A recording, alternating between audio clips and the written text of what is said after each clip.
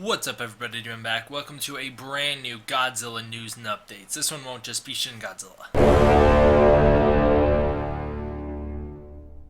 So, as always, or as usual, because we don't do it always, we're going to start out with some amazing fan art. Link in the description down below. This is beautiful. If I was going to design the Kong vs. Godzilla poster, I'd definitely go with something like this because it is so awesome. I love this. For our first bit of actual news, though, the fact that MILLIE Bobby Brown, I believe that's how you say her name, 11 from Stranger Things, she has been cast as a main character in Godzilla 2. This was reported on by Nerdist, so you guys can check out the description, the link down below. This is some really cool news because she kills it in Stranger Things. She's one of the reasons that show is so good, is because, first of all, she's just an amazing actress, especially for her age. Second of all, she's just such a great character in that show. I really hope they do her justice because they didn't really do Bryan Cranston justice in 2014. So I'm hoping in Godzilla King of Monsters 2020. I know I accidentally wrote Godzilla Kong of Monsters, which is also funny because we just showed that last picture of King Kong vs. Godzilla, so it's kind of a mistake, but at the same time, probably subconsciously it wasn't. Either way, the movie's called Godzilla King of Monsters, and she has been cast, 11 has been cast to be a main character. Obviously, she's not going to be playing 11, though, even though that'd be pretty sweet to see 11 face off against Godzilla. She'd lose, but it'd still be sweet. Now let's get into talking about new pictures of that SHMA Shin Godzilla Awakening version. So, first of all, here's the new banner for it, the SHMA Awakening version of Shin Godzilla, Godzilla 2016. This is a sweet banner, looks gorgeous. I mean, we got something like this for the first Godzilla toy. I just think this is a great way to represent the figure. It really shows off how awesome it is. Now, a lot of people have been questioning, what does it mean, Awakening version? Godzilla doesn't show up on land using the atomic breath out of his tail and everything like that.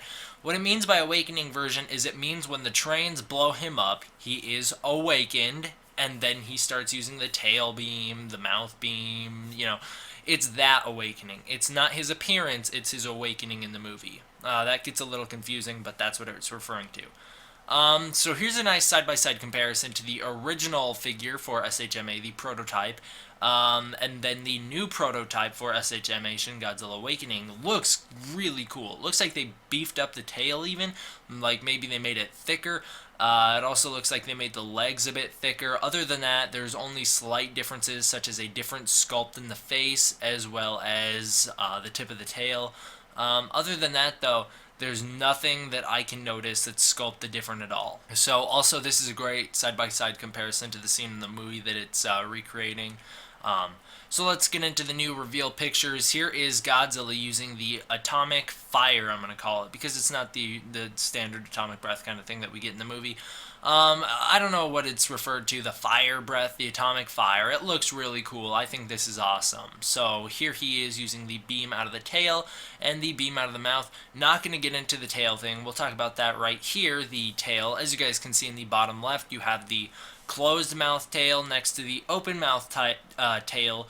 The reason that I'm not going to get into this is because it always starts a huge war in the comments, and I really don't want to deal with that. So all I'm going to say for this specific video is that in this toy there is a closed mouth tail and an open mouth tail. I'll be doing a future video for everyone to be able to argue at their own. Please, everyone can argue on their own. I'm not going to participate in the comments of that video for sure, because that one's going to be most likely controversial, as it always is when I talk about this tail. That video will come out later. That's going to be my defense of why there is no face in the movie. And I know, oh, no, you look at the toy, there's a face in the toy.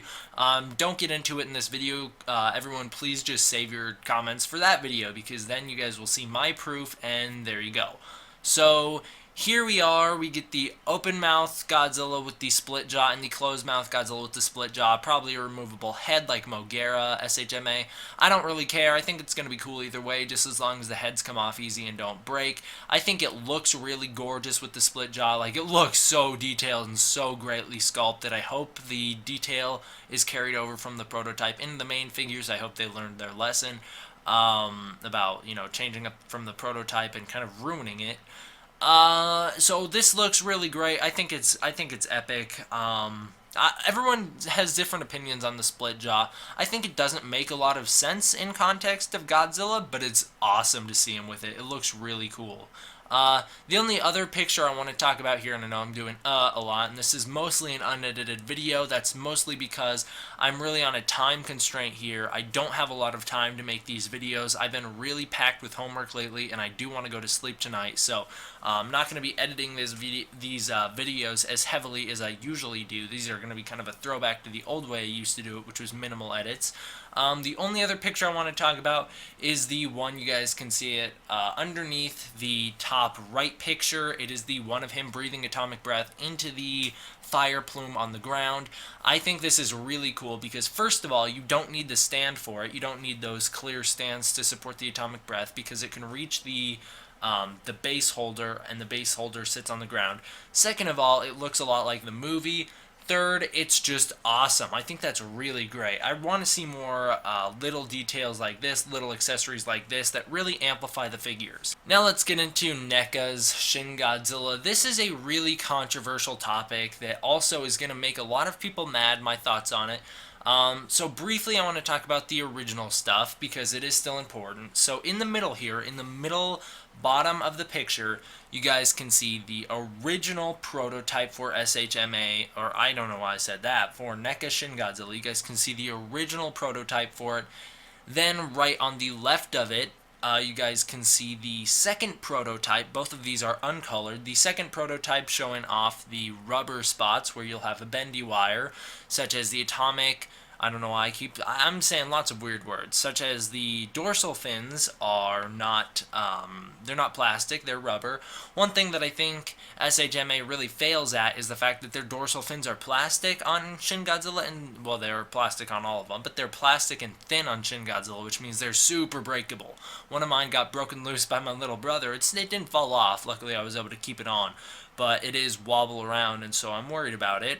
Now, Shin Godzilla, this one, I think it's going to be really cool because the dorsal fins are rubber, so you can move him around and make him, do all this crazy stuff that you couldn't do with the Shin Godzilla from SHMA, as well as a portion of the tail will be a bendy wire because NECA just can't afford to do that many points of articulation. I think that's kind of a bummer.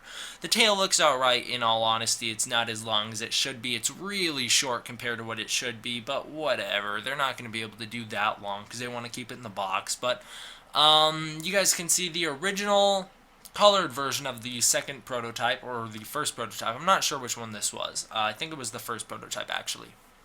The colored version in this little city. This is what we got a long time ago, and I hate it. The head is so massive. It doesn't have the likeness to Shin Godzilla. The only thing it has is the tip of the tail and the paint job. Alright, that's all it has going for it. Whereas SHMA has the beautiful sculpt that's super movie accurate. This one has like a gross kind of messed up looking sculpt that doesn't look like the version from the movie, and the only thing that this one has going for it that SHMA doesn't is the really defined red in the black paint. So moving on to the new release pictures for I don't know, guys, I keep messing up tonight. For NECA's Shin Godzilla, here is the NECA Shin Godzilla picture 1. This looks a whole lot better than the previous ones. The black is more monotone, doesn't look as glossy as the one here did, which is a big problem with the SHMA version. That time I meant to say it. This one looks a lot more dull like in the movie. The red isn't as well defined in most places, so it looks more natural like the lava look he has in the movie. I do think they went a little bit overboard with the red in some areas, such as on the neck. It kind of has that same red neck that Monstrart's head, as well as the back kind of really is in contrast to the rest of the body because of how much more red it is. It's an alright figure. The head is way too big, and it looks awful from this angle, and this angle, to be honest, because the dorsal fins aren't how big they should be. And I know, you're nitpicking. NECA's really done a good job with most of their releases, so the only NECA release that I really have a problem with is Godzilla 1984, because the head is so small, and it kind of really throws off the whole suit look. It doesn't look like the suit because that head sculpt is pretty bad. Here, First of all, the head sculpt isn't that great, and when you guys see the picture, we'll get to it, when you guys see the picture where he has his mouth open, the membrane on the inside of his mouth looks terrible. Ugh, who designed that needs to get, they need to get a stern talking to. I don't think they deserve to be fired. I just think they need to be like, someone needs to go in there and be like, yo, dude, you totally kind of messed up the mouth. But the reason I say the angle looks off is because look how big the dorsal fins on that neck are. It looks so awkward coming up over his head. Shin Godzilla doesn't have that. And then on the back here, you guys can see the dorsal fins aren't kind of as random as they should be. These ones seem to be more patternized, whereas on the actual movie, as well as the SH Monsters version, the dorsal fins are all over the place, kind of jagged, sticking out in random directions, no pattern to them. It's, I feel like I'm being a bit too harsh on this figure because it is honestly not a bad toy. I'm gonna wind up with it. It's $20, so you're paying for what you're getting here. You're paying for the $20 quality version. If you want a $200 version, you're not gonna get one, other than X Plus. If you want a $150 version, go for the SH Monster Arts because that one really shows the quality. The paint is iffy, but good. I think the paint on SHMA is good. I think people are just too mean on it.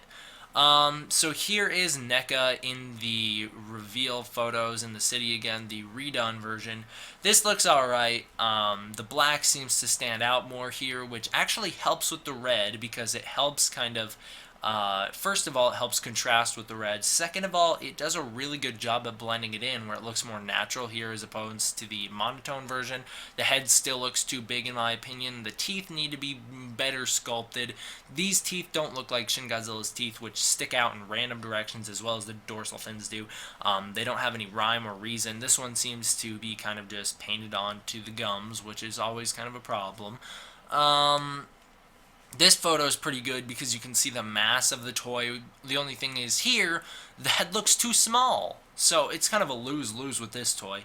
But I do really like the kind of, it looks like it's going to have that bowling pin shape where the legs are really fat, the upper torso isn't that big. Even though this upper torso looks a bit buffer than the movie does, but either way, it still is pretty accurate to the movie. But like I said, this head kind of throws the whole thing off because from some angles it looks good, from some it looks terrible. From this one, wow! Whoever did this mouth membrane, they basically just stuck a red triangle into the middle of his mouth, and it looks gross. One thing that I really do like about it, though, is the fact that the mouth can open really wide like it should, because that's what happens in the movie. But I want to specify here, when I say the mouth looks gross with that membrane, that's not a good thing. That's not like a, oh, Shin Godzilla, he's gross, he's like deformed, messed up because he's still evolving. This is like a, no, man, that's just a dumb mistake. It makes your toy look worse.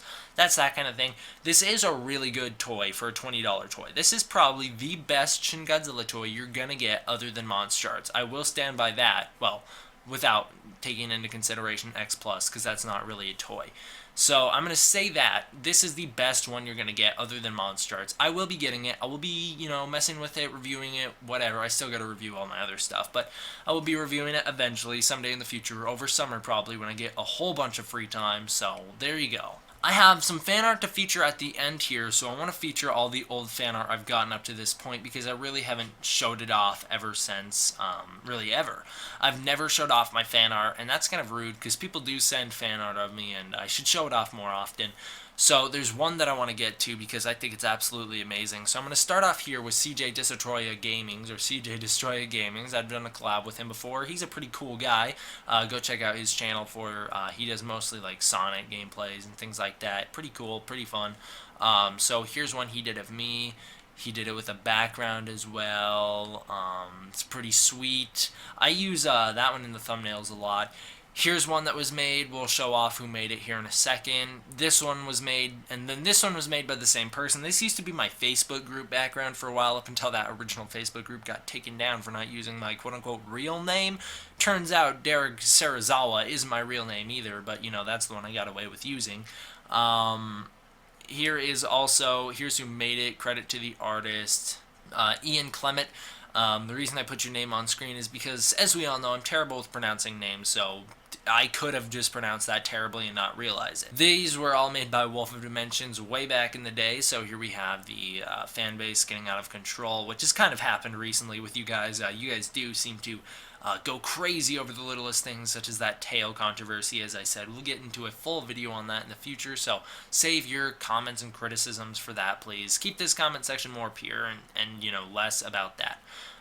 Then we have the old classic Rodan Cest from the original Majesty of Toho podcast, as well as the newest fan art that was made for me. And I know, sorry for everyone who's made me a fan art up to this point. This one's got to be my favorite. This one's really, really cool. I love this. So the person who made this posted it on my Facebook group, and then they removed it and asked me to keep them private, so they want to remain anonymous. So this is a really awesome fan art. I love it. So you have me in the middle here, wearing my Queen of YouTube necklace. You have Shin Godzilla, the newest incarnation of Godzilla, in front of Godzilla 1954, the oldest incarnation of Godzilla, standing in front of Tokyo Tower in Tokyo. And then on the other side, you have the newest Kong, Kong Skull Island, standing by the original Kong, Kong 33, in front of the Empire State Building, which of course is in New York because of Kong going there, multiple movies. And then in the middle here, you have Rick, one of my favorite Walking Dead characters, the Governor, another one of my favorite Walking Dead characters, Negan, my third favorite Walking Dead character right after Rick, and my number one favorite Walking Dead character being Glenn. You also have my name down at the bottom, D-Man 1954, showing off that brand name. This is a really great one, so thank you to who made this. I really appreciate this. This is going up as the thumbnail for all my channel trailers in the future up until a better one comes along. So thank you guys all for watching. I hope you enjoyed. Thank you to everyone who sent me fan art and supported me up to this point. I hope you guys all really like the content I'm making. I'm really trying hard. Maybe not tonight, because I really want to go to sleep and do some other stuff before I do. And I really have worked hard on homework these past few nights, so I haven't had time to do videos, which is why you guys missed an upload yesterday and why you're getting 2 uploads tonight. So thank you guys all for watching. I hope you enjoyed. Long outro. D-Man